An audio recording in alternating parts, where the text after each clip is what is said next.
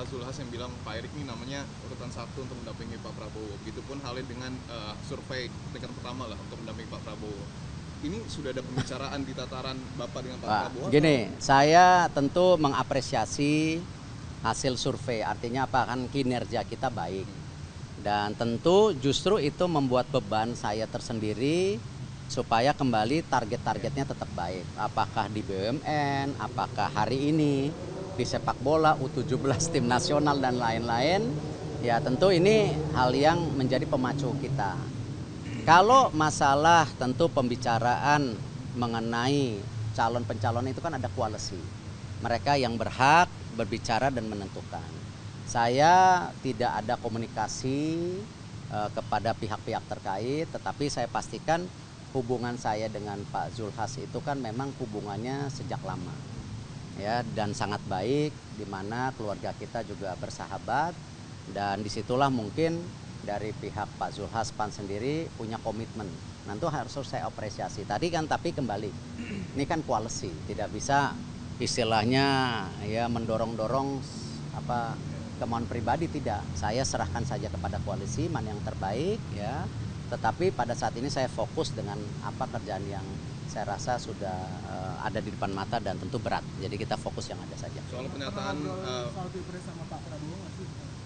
Saya belum. Yang saya tahu kemarin juga Pak Prabowo sama Pak Jokowi, Pak Presiden ke Pindad. Saya cuma diinformasikan.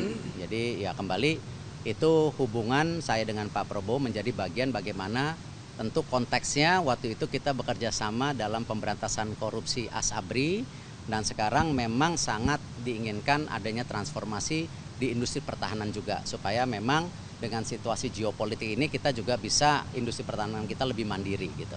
Pak, soal pernyataan yang bilang Pak Jokowi pernah menawarkan nama Bapak untuk mendampingi Pak Prabowo ke PKB ini? Ya saya nggak tahu, saya pernah mendengar? Saya tidak tahu, dan saya tidak pernah disampaikan hal-hal tersebut gitu. Dan saya kok sama statement seperti Pak Presiden, itu kan memang daripada koalisi partai sendiri ada pembicaraan seperti itu.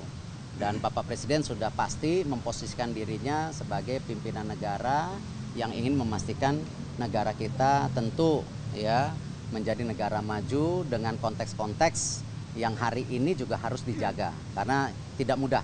Hari ini yang namanya perubahan di dunia ini, baik geopolitik, baik juga ekonomi, tentu tidak bisa dianggap yang bisa diselesaikan. Nah itulah kenapa saya rasa beliau fokus bagaimana turun berapa kali ke Bulog, memastikan distribusi beras bisa terjaga, program 21,3 juta bantuan pangan untuk keluarga yang membutuhkan melalui Bulog yang disupport oleh kementerian lain juga ini bisa dijalankan. Karena memang itu hal-hal dinamika dengan adanya tentu geopolitik, El Nino, dan juga perkembangan ekonomi dunia yang tidak mudah saya rasa. Pak, di sisi Pak, lain tapi walaupun secara pribadi siap nggak sih Pak jika kemudian nanti tawaran itu masuk ke Pak Erick gitu, meskipun komunikasi tadi belum Kan ada gitu Pak? terlalu dini ya kalau bilang siap-siap nggak ada itu negara yang, siapa ya Pak? yang saya sudah sampaikan, percayalah ya, itu kayak lagunya Afgan, kalau jodoh pasti bertemu, itu aja ya, jangan.